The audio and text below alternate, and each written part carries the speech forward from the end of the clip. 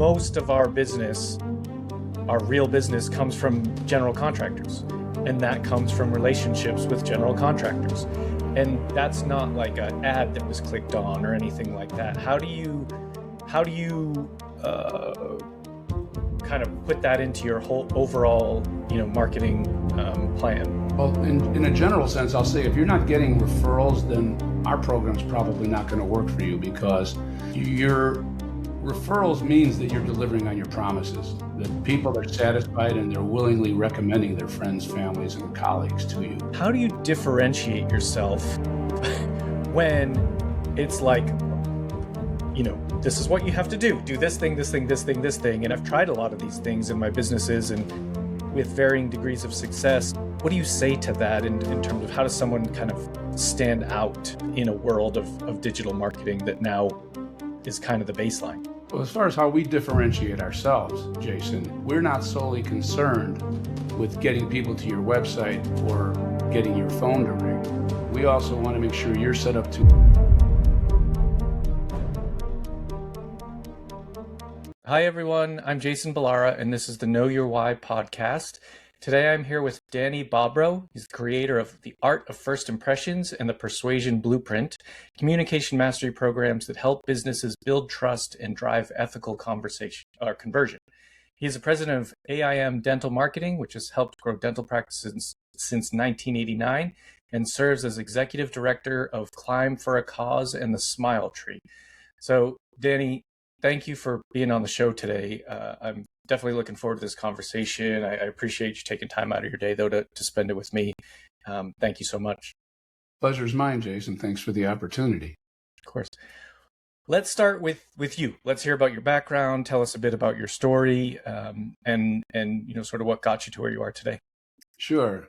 Well, I'll start with the business side of it, and if we delve into my origin story, we can certainly circle back. But as far as business is concerned, shortly after receiving my second MBA, I started a marketing consultancy, which was loosely focused on the fitness industry, health care. I worked with health clubs, weight loss clinics, health coaches, podiatrists, chiropractors.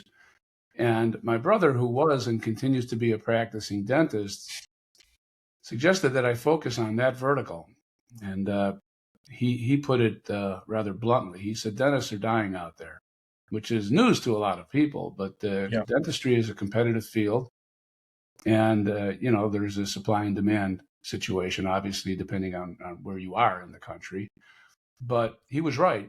And in that there was an opportunity that dentists would need help with marketing their practice. At the time we started, marketing was a dirty word. You didn't use it in polite company in healthcare. In fact, it was outright illegal until 1977 to promote a professional practice, not just healthcare, but even legal and accounting, I believe, too.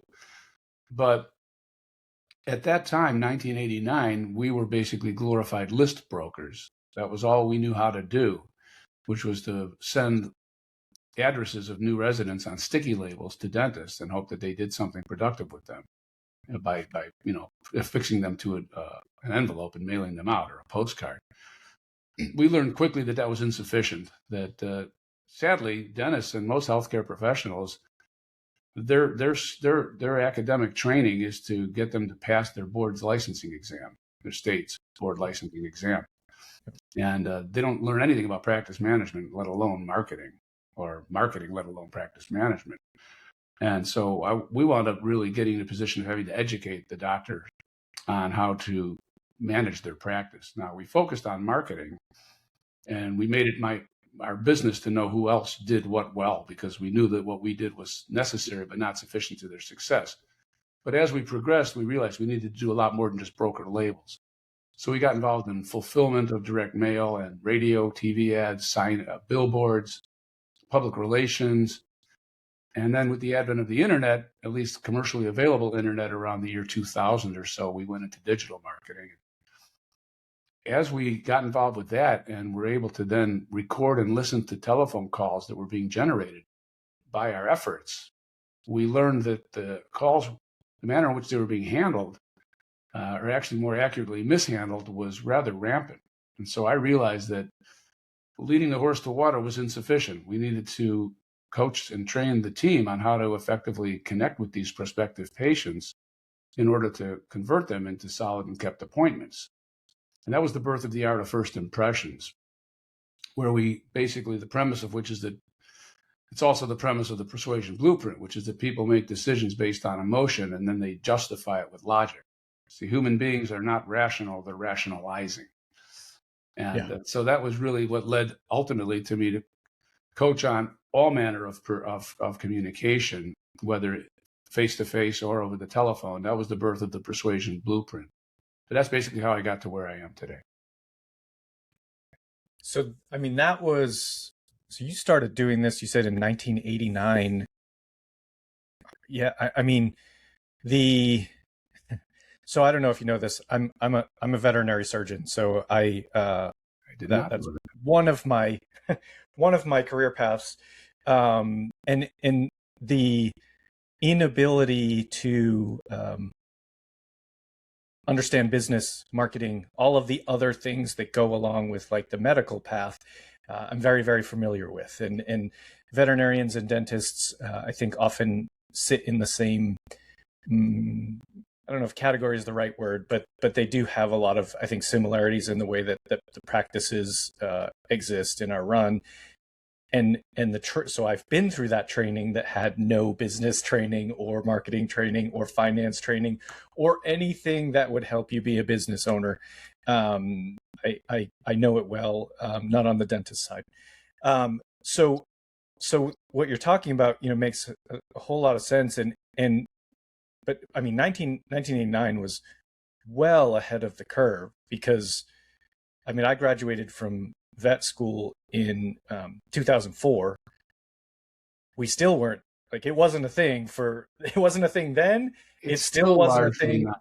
Yeah, Right. we've worked with a number of veterinarians as clients, so it's a very similar path in history. You're right.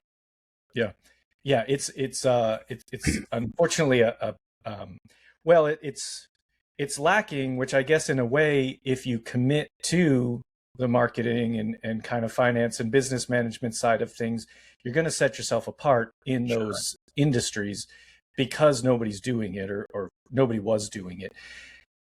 What talk a little bit more about kind of that evolution, because there, like, now there's a lot of marketing agencies. I mean, I get emails constantly like, oh yeah, we can help your, we can help your website performance. We can help you get more leads. We can help all of this with just in relation to everything. So everybody's trying that space, or a lot of people are, but you've been doing it for a long time. And I would love to hear a bit more detail on some of the evolution of what you've seen. I know you said first it was just the stickers, but like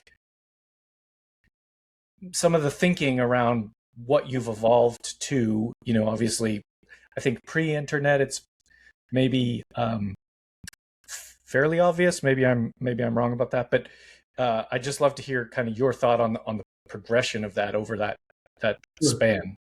Yeah, it's very similar. I think that veterinary practice and dental practice and other specialties in human healthcare are parallel, are very similar tracks. Mm-hmm. We started early enough where we were really at the beginning of the product life cycle.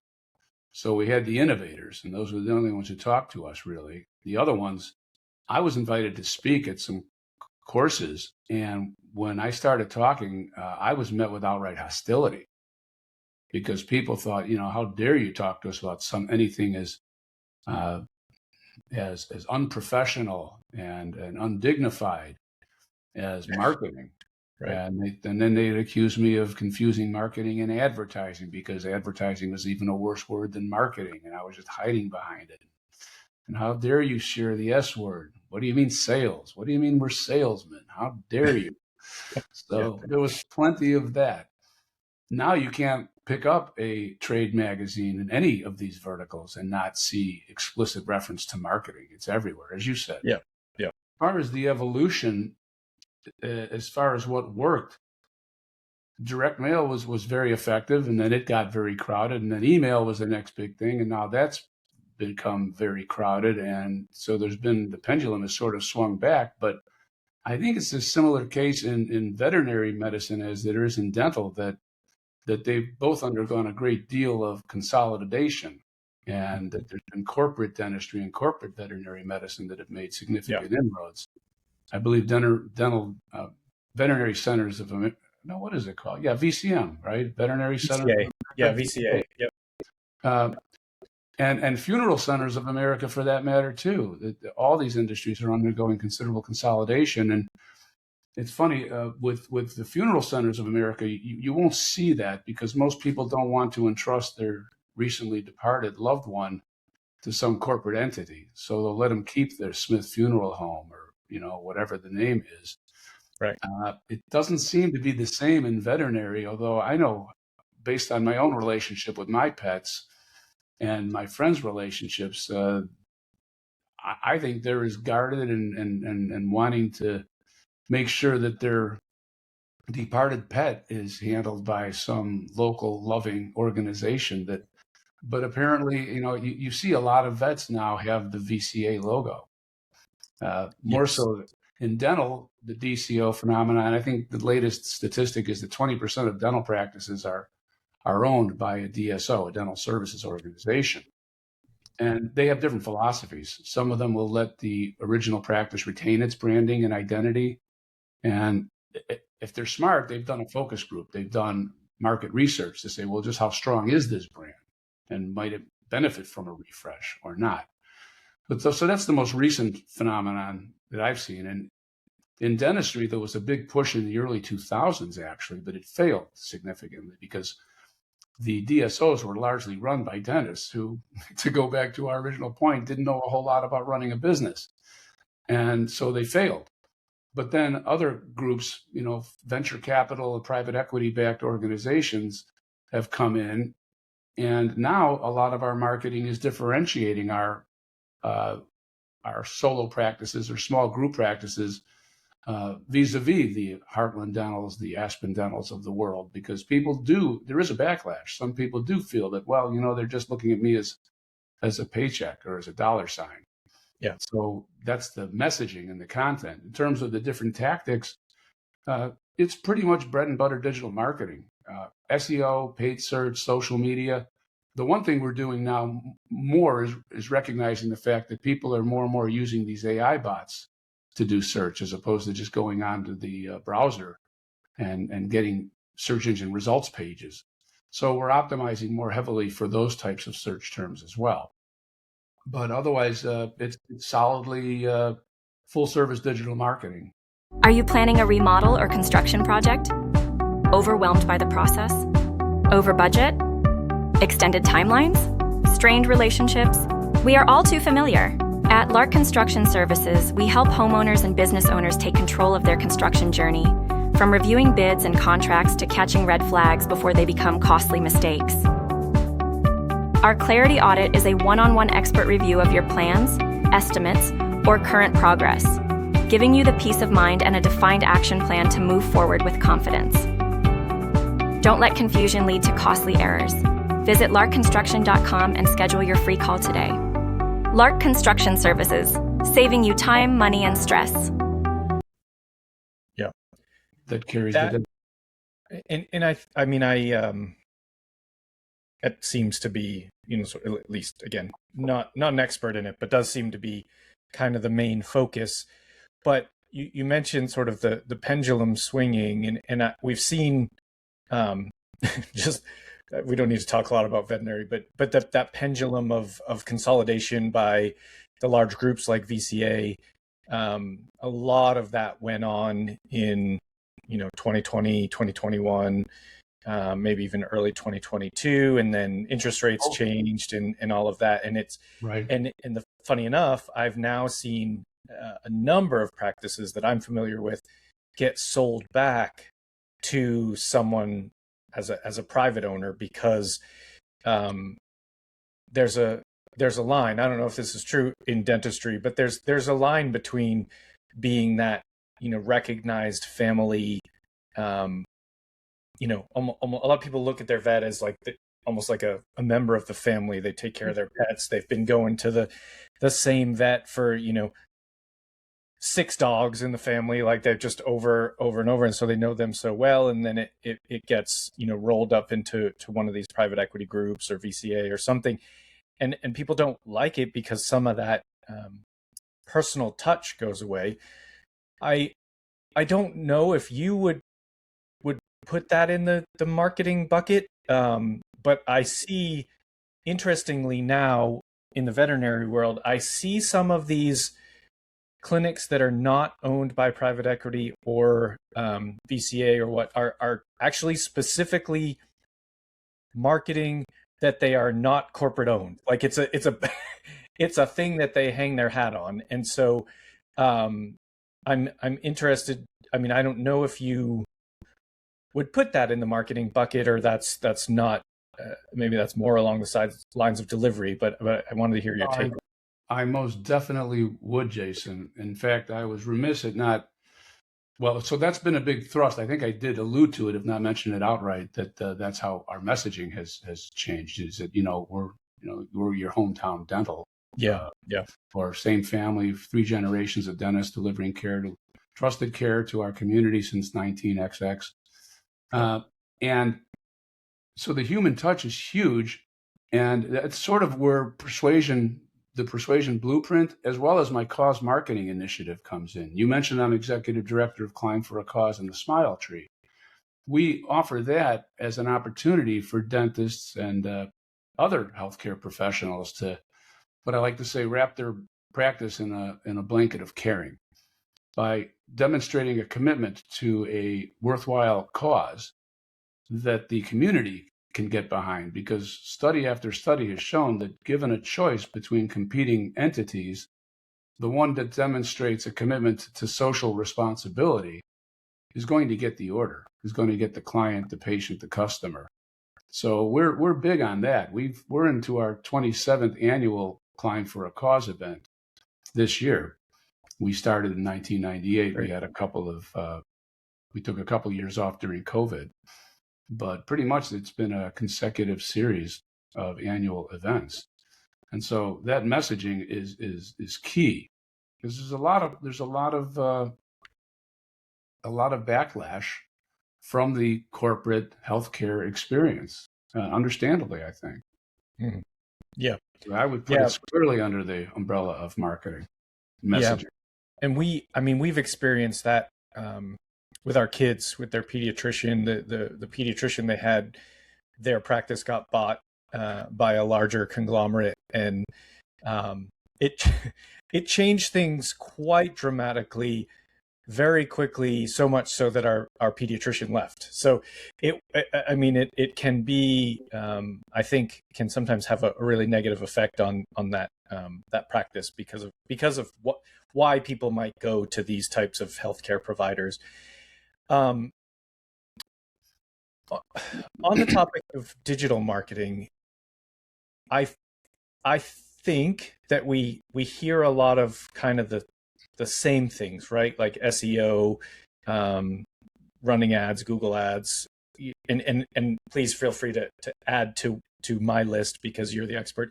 But my question is around, how do you differentiate yourself when it's like, this is what you have to do this thing, this thing, this thing, this thing. And I've tried a lot of these things in my businesses and with varying degrees of success. What do you say to that in terms of how does someone kind of stand out in a world of digital marketing that now is kind of the baseline? Well, as far as how we differentiate ourselves, Jason, in this marketplace, is to let people know that we take aim with your marketing, which means we attract. Our marketing doesn't just attract. We're not solely concerned with getting people to your website or getting your phone to ring. We also want to make sure you're set up to impress and motivate, or take aim, as we call it, attract, impress, and motivate.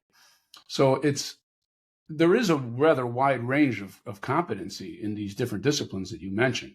You know, SEO is not equal to SEO. There's some people who claim to do it and know it, but they don't, or they don't know it well. We're pretty good at staying in the vanguard, I think, of the algorithms and making sure that we're not just throwing the same old methodology from year to year. But where we really differentiate ourselves is in helping our health partners, which is how we refer to our clients, in converting more of those leads into solid and kept appointments, which goes back to why I saw the need for the art of first impressions and for the persuasion blueprint. The typical practice gets 100 calls, and if their team are not coached, they're probably only, and these are 100 qualified calls. I'm not counting telemarketers or current patients or repeat calls or anything else. 100 calls from bona fide prospective patients. The typical practice will only convert 30 to 50% of those into an appointment. And when you think about it, it really ought to be a lot higher than that, because these aren't people that are calling out of the blue. They're highly qualified prospective patients. And so the coached team that embraces the distinctions that I impart through the persuasion blueprint and the art of first impressions can convert upwards of 80 to 90%. But even if they only increase 10%, I go through an exercise where because a lot of dentists, again, owing to their lack of business training, they don't really understand what ROI means, which is based, ROI, return on investment, is basically return divided by investment. It's kind of return minus investment divided by investment. But if you ask them, well, what's your return? They go, I don't know. They don't even know their investment often, but that's a lot easier to calculate. You just look at what your bill is to your marketing firm, right? Mm-hmm. But the return is really calculated by knowing what is the average lifetime value of a patient. And this transcends healthcare. It's what is the average lifetime value of a customer or a client?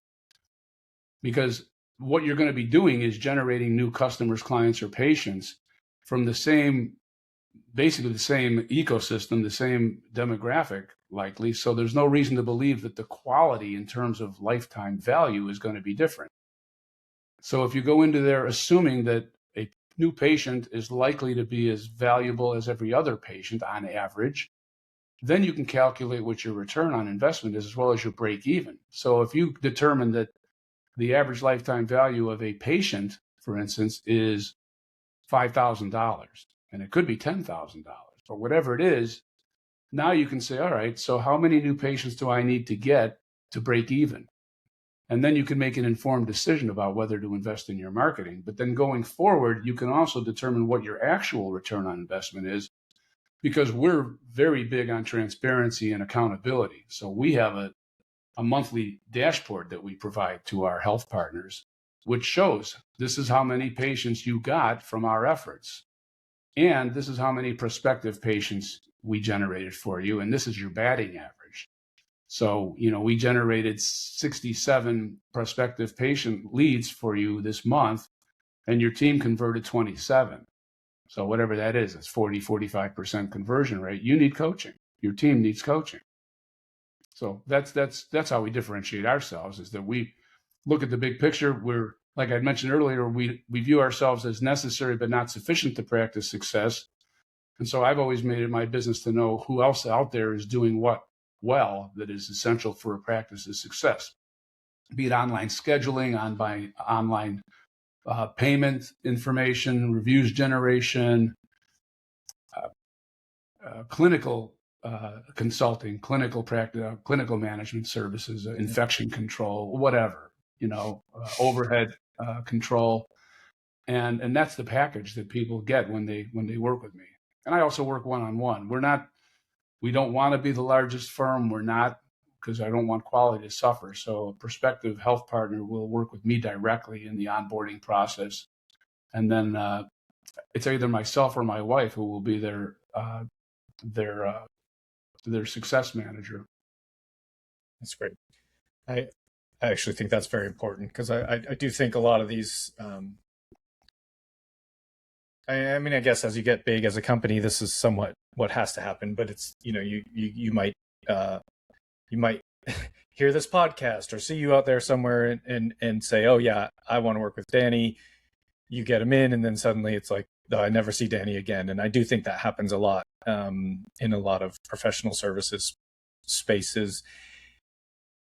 So conversion, I mean, conversion is really the key here, because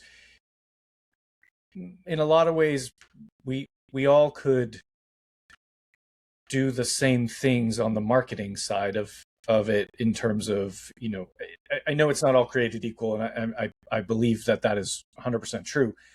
But assuming that you've got your SEO dialed in and you're running your paid ads and all of that at an adequate amount, you've got to be able to turn those leads into customers. And it sounds to me like that's a big part of your focus, which, I mean, that makes total sense.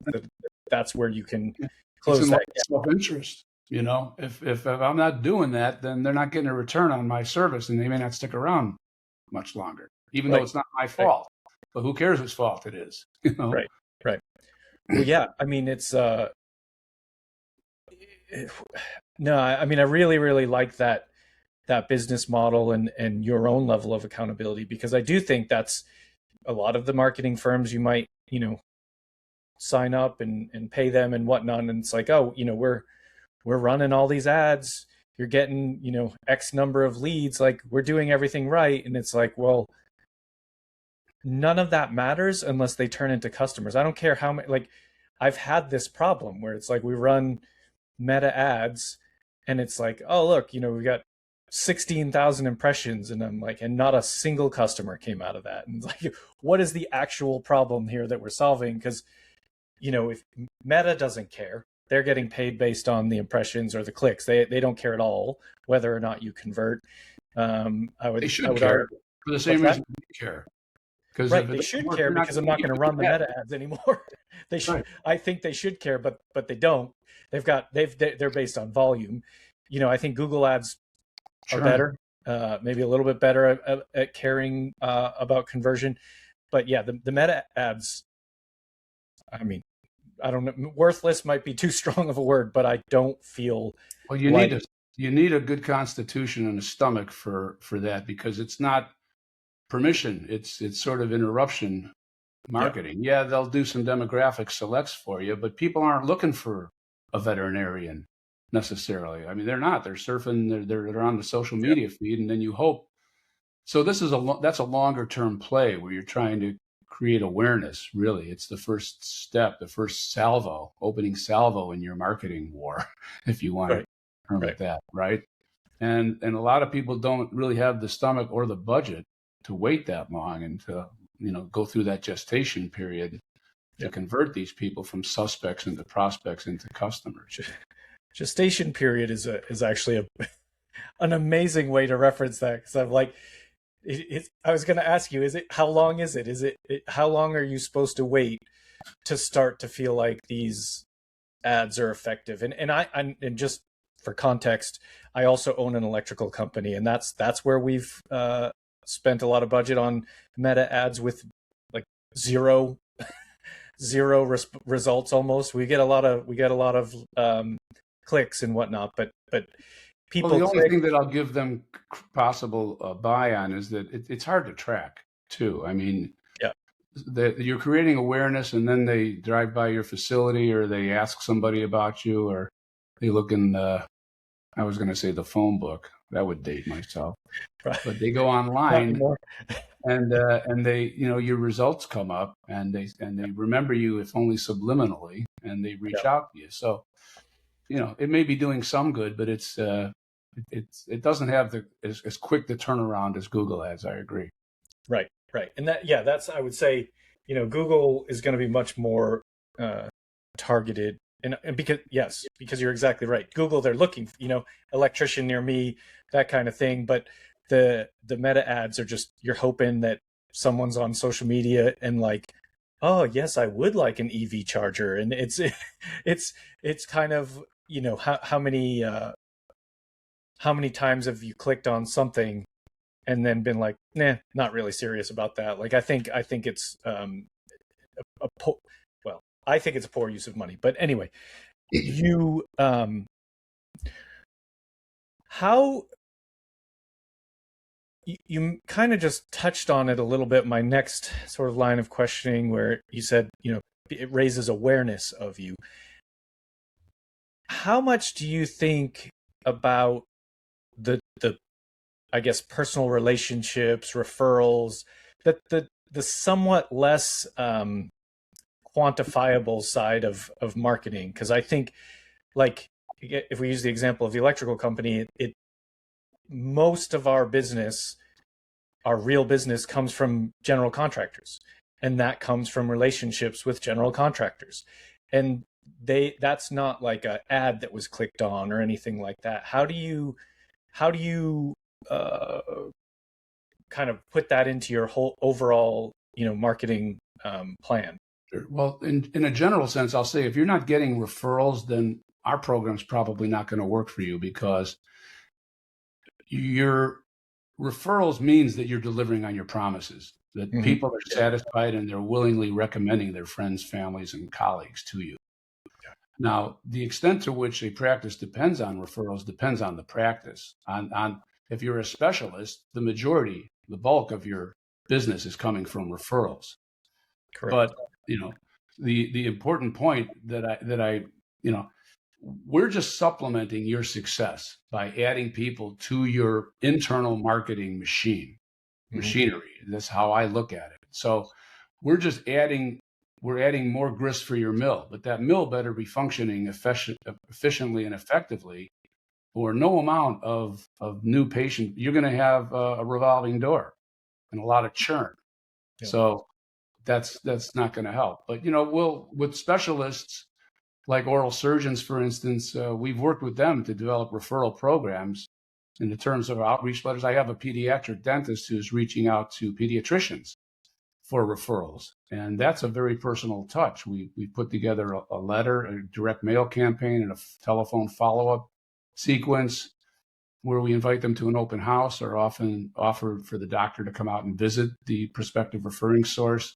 Yeah. So but it's very much personal, and that's, I think, becoming more valuable, because and that's why I'm so passionate about the persuasion blueprint, Jason, is that it's a differentiator in the fact that we're coaching people on how to establish and maintain deeper human connection, and that's a commodity that's in short and dwindling supply, in my opinion. Just evidenced by how people are using their handheld devices and are relying on text, how difficult it is to get anybody on the damn phone these days to do anything. And I don't think I'm alone that that's a frustrating and discouraging experience and prognosis for our society. So I really want to work with people to show them how to establish caring, make a connection, and then develop the co-path together through collaboration, which are the 3 C's of the persuasion blueprint: caring, connection, and collaboration. I could not agree more. I think before internet, social media, and texting, smartphones, all of that got, if you were alive before these things were which I was, everyday part of life, if you wanted to have a connection with someone, you had to talk to them, whether that's in person or on the phone, like actually talk to them, where have a long conversation instead of just texting and using emojis and all of that. And I mean, like, texting and all of that stuff I use now. It's not. I'm not. There's nothing. Sure. But with a new perspective, a new relationship, a prospective relationship, especially if you're talking about veterinary care or health care, people don't care how much you know until they know how much you care. And you're not going to convey that through emojis or AI developed communications. I know they're getting good, but they're really never going to be able to replace human connection or authentic empathy, for instance. They can be more efficient. They can take rote tasks off your plate, just like the calculator did. Nobody's doing long division anymore, right? But you still need someone to do the big problems. The calculator won't solve sophisticated problems for you. It just makes you more efficient at solving those problems. Yeah, agreed. And that's how I view AI. It's just like the advent of the calculator or the steam shovel, for that matter. Yeah. People were afraid of how many manual laborers we were going to displace, and we did. I mean, there is displacement when you add a new technology, but then it's a matter of retooling and retraining people. But ultimately, you're increasing productivity of the workforce with these new technological advancements. Yeah. Yeah, that's exactly true. Tell me again the three C's of the persuasion blueprint. You said caring, Caring, connection, and collaboration. collaborate. Okay, good. And there's sort of a sequential process. As I mentioned, people don't care how much you know until they know how much you care. We like to think that we're rational beings, but we're really rationalizing beings. Yeah. We tend to make decisions based on emotion and then justify them with logic. Somebody likened the human brain to like the cortex being the supreme commander of an army. Only in a real army, it's their subordinates, the generals, will come and say, well, this is the situation on the field, the battlefield, and this is what we recommend doing. And then the supreme commander makes the decision. In the brain, it's more like the generals come and say, well, we just did this. And then the commander says, all right, so now I'm going to justify why we did it so I can, communicate it and make it sound like I've been in control all along. Right? Because our limbic system is what really dictates decisions. We're a function of evolution or lack of evolution. Our brains are still sort of lizard brains in that we respond to threats quickly. And that's how we survived as a species. If we were on the savannah and we saw, a tiger or a wild beast approaching us, and we thought, instead of reacted immediately, said, I wonder what kind of animal that is. We didn't last long. We were culled from the herd rather quickly. Yeah. And so we still have that wiring, that architecture. So the key is to learn how to get out of your limbic system and into your prefrontal cortex by recognizing emotions, calibrating your own response, and not meeting resistance with resistance. And that's a lot of what we get into. It's a fair amount of brain science. I'm not a brain scientist, don't flatter myself, but I think I have a pretty good understanding of myself and how people tend to respond to stimuli and how we can instead of react, how we can respond. A lot of breathing, patience, pacing, listening, questioning, not responding immediately like our instincts tell us to. That point is so such a good one, and maybe that's the lost art, is that that you don't have to react immediately. You don't have to be triggered by someone else's upsetness immediately. And that's what like you talk about, maybe like the front desk type of environment, the people that are directly client facing. That used to be something that I feel like people, the front desk were very, very good at, but now I'm like, especially in the healthcare space, like the clients that come in, whether it's human healthcare and they are the patient, or it's veterinary healthcare and the patient is their beloved pet that can't speak to you, like they're generally upset about something. Like because they're worried and they think that they're, someone's sick or whatever. Like you have to, you said caring, like you have to be caring and empathetic to their situation and understand that like they're already on the verge of that, sort of fight or flight response on their end, to top it off with money discussions and insurance or no insurance, or all, like there's just all these things that get thrown in there that are stress triggers. And then sometimes I feel like the people are at the front desks at some of these places are just waiting to get back in that, like they're like hoping the client will do that so that they can also be triggered and argue and whatever. And it's like, I maybe it doesn't get explained well, but to me, that's part of the job. Part of the job is, it's a huge part of the job. It's the job. It's job one. Right. And, people default or organizations devolve to their systems, to the quality or lack of quality of their Yeah. systems. Yeah. So a team member can be overworked and very frustrated too. You see, one thing I can't teach people how to do is to care more or to care at all. Yeah. Table stakes for working with me is that you're caring and you're competent. So there's nothing dishonest about persuasion, because all we're doing is put you in a position to clearly convey your caring and your competence in a non-coercive way so that people can make a decision that's in their own interest. We're influencing action, and we're not manipulating or coercing anybody. And in that respect, I think it's the most honest form of communication that there is. But you've got to recognize that there's a gap. We talk about the care gap, which is the distance between your intention and how you're being perceived by your counterpart. And that can be very frustrating because you care, but the person is getting upset. It's like, well, why are you getting upset? We're here to help you. Relax.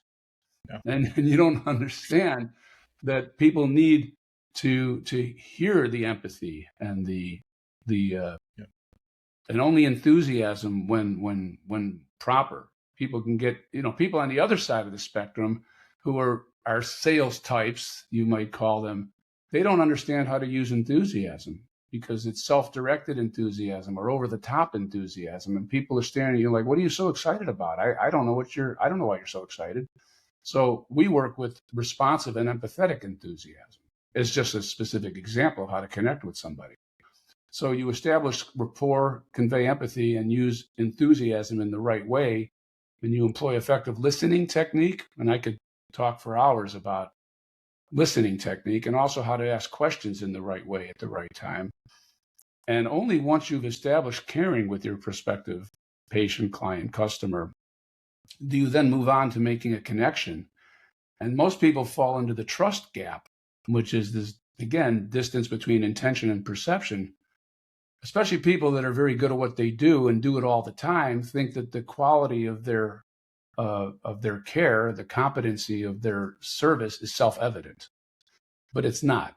And study after study has shown that people are much more concerned with your ability to demonstrate that you understand them and their problem more than they're concerned with you sharing your credentials, certainly at the beginning of a relationship. And so we work with people on how to do that too, through empathetic listening, not getting in your own way. I would like to talk a little bit about listening briefly, because there's some real quick advice that I've learned through my own misbehavior when it came to listening. And people with active minds especially can fall into these traps. There are a number of bad habits that we exhibit when we listen. And one of them is that instead of listening, we're just thinking about what we want to say and wait for the person to stop talking so we can tell them what's on our mind.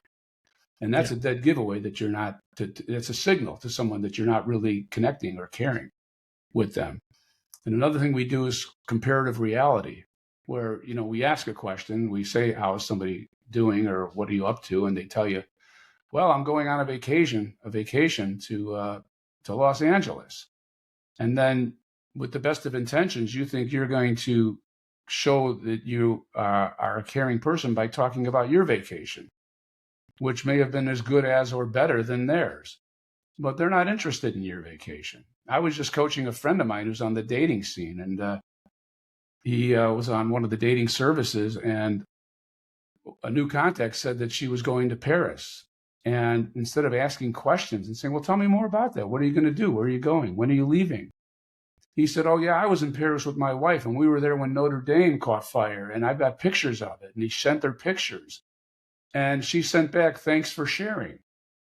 And he was like, he was talking to me like, well, she didn't sound like a very nice person. And I said, well, that's possible, but would you mind if I shared some feedback with you?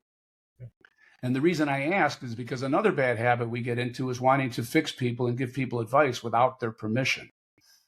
So that's another thing. Somebody says something and you think you have a fix for it, but they may not be interested or ready to hear your fix.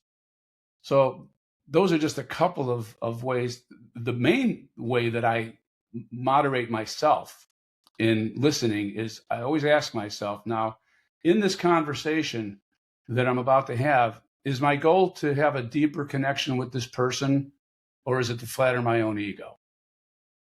Because a lot of bringing conversations back to yourself, one-upping people, finishing their sentences, making everything into a debate, thinking that, well, I'm just trying to, generate more thought on their part. All these things derail relationship. So a good question to ask is, am I serving my own ego, and do I really need to correct this person right now? Yeah. So that's connection. And then collaboration is about building the co-path together. Instead of just droning on about your expertise, it's pausing frequently and giving your counterpart a chance to give feedback, even though you've already heard it a million times before.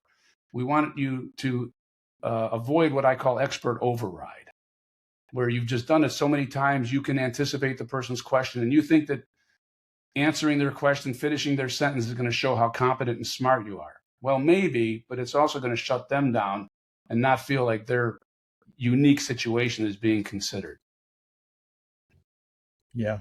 I mean, a lot of, kind of examples popping in my head as you were saying those things. And I think it like just listening, I'm often, I've often been surprised by what clients would ask in the veterinary space. And what I realized, I don't get so much surprise anymore, but because what I realized, it's like, well, yes, this is what I do every day, but this might be their first time ever experiencing whatever is going on right now. And I think from a healthcare provider space, that's really important. Like, you might be, brilliant oncologist, but I'm betting that your patient got cancer for the first time right now, and they want to trust you, because they want to trust your brilliance, but they also need to know that you've got, that care, and you're able to listen. And what's that? That you get them. Right. Yes. And the funny thing, this is the one that always, this is the one question that still surprises me when I get it. But clients will ask, what would you do if it was your dog? And every time I'm like, well, of course, exactly what I'm telling you. Why would I tell you? Because to me, I'm like, why would I tell you something different than I would do for my own dog? But that's them, I think, trying to establish that trust. Like and I don't know, maybe they've dealt with doctors that do tell them something different than what they would do with their own dog. But I'm like, I don't, it's a question that always catches me off guard, because it's like, to me, I'm like, this, exactly what I've been saying to you about this, like, that's the thing. And well, I have a question for you. I'm sorry to interrupt. I like to practice what I preach, but I've had conversations with veterinarians before about this. Do you ever lead or anticipate that by saying, would you like to know what I would do if it was my dog? Not exactly like that, but I have had certain things that my own dogs have had. I will throw that story in there if, we're talking about whatever particular condition. And for me, it's always surgery. So it's like, oh, I've done this surgery on my own dog. I will throw that in there, which I do feel like makes people feel better about the whole thing usually. But yeah, that's a good point. No, I have never said it explicitly like that. Like this. Well, and I've had some vets who have given pushbacks, and I think the concern is that if you do that and then they do the procedure and it doesn't go well, then they could come back and say, you told me to do this. So, I guess, but I think you need, personally, I think there's merit in being committed, and I think people are more forgiving if they believe that you did what was truly, in your opinion, your considered opinion, in their best interest.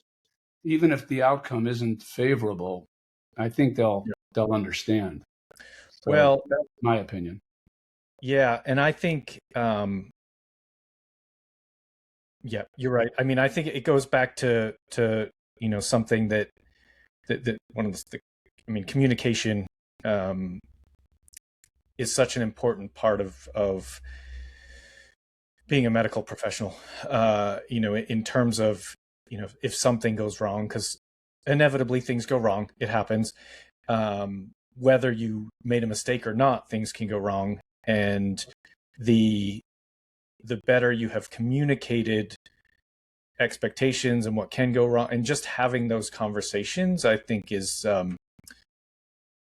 it allows you to be, if something does go wrong, people understand because you already told them, hey, this is what can happen. So I think it's, certainly the medical field is got its own set of nuances like any industry would, but yeah, the communication piece is very, very, very important.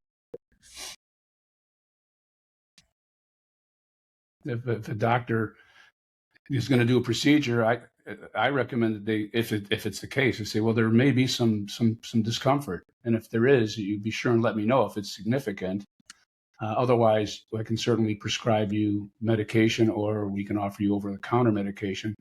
And I like to do that because then, if there is no discomfort, you're a hero. And if there is discomfort, it's not like they weren't prepared for it. Yeah. Under promise, over deliver. Correct. That I can apply to all industries. Under promise, over deliver you will always be in a better position with your prospective clients. Well, Danny, we are approaching our time, actually we might be a little over it, but that's all right. We'll wrap up here. I want to make sure I get the chance to ask you the question, though. I ask every guest, what is your why? We talked a little bit before we started recording, but kind of what keeps you moving forward when you're having one of the hard days? Well, I'm blessed to have been able to merge my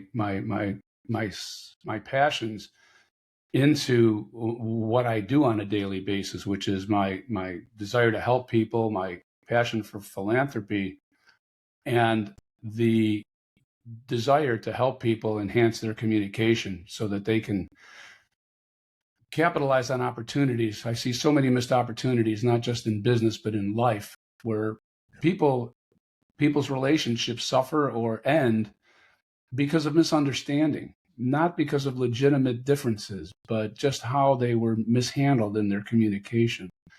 And that's what gets me through, is that, and it's a fairly newly found passion in terms of the persuasion blueprint, because I hadn't been offering that since 1989. I've been getting people's phone to ring, and then for the last just under 20 years, been coaching them on telephone skills. But I realized, I can really work with just about anybody to help them demonstrate their caring or demonstrate their competence and be even more successful by, in some ways, getting out of their own way, by ending these habits that are not serving them, both on the terms of listening and on the connection side and collaboration. How to identify resistance from your counterpart, how to recognize it in yourself, and how to self-regulate so that you can communicate much more effectively and successfully and consistently. So that's really what gets me through the day, Jason. Love it. When people hear this and they want to connect with you, what's the best place for them to reach out? I mean, if you're in the healthcare space and you'd like to get your phone to ring, then you can go to aimdentalmarketing.com. But if you're interested in just being a more persuasive communicator and learning about those skills, I suggest you go to my website, which is just my name, dannybobrow.com. And there you can actually complete a complimentary persuasion scorecard. And it will give us a baseline of where you are in terms of caring, connection, and collaboration at the present time. Then we can have a strategy session where I can practice what I preach, get to know who you are, not throw a canned solution your way, find out what your challenges and opportunities are, and then we can agree on a path that works for you and a time frame that works as well. We do have a 7-module video series, which is designed for busy people. The longest one is, I think, 18 minutes, and they average about 15 minutes. They have some assignments after each one, and it's all work at your own pace.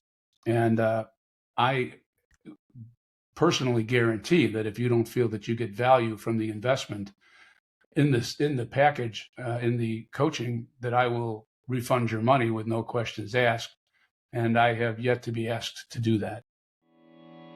Great. We'll get that in the show notes so people can find you.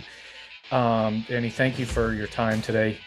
Really enjoyed the conversation. I appreciate, kind of all that we touched on, that maybe the softer sides of marketing, I guess, are the less the less quantifiable parts of marketing. But yeah, I really appreciate it. Thank you so much for joining me. My pleasure, Jason. Thank you very much. Absolutely. Folks listening, make sure you connect with Danny. Please like, rate, and review the show so we can continue to get great guests. And as always, thank you all for listening. Hey there, I am Dr. Jason Balara, and this is the Know Your Why podcast, where we explore the why behind success. Every week, I meet with real estate investors, veterinary entrepreneurs, mindset coaches, authors, and fitness professionals to uncover their why and how it drives them on the winding road to success. What is your why?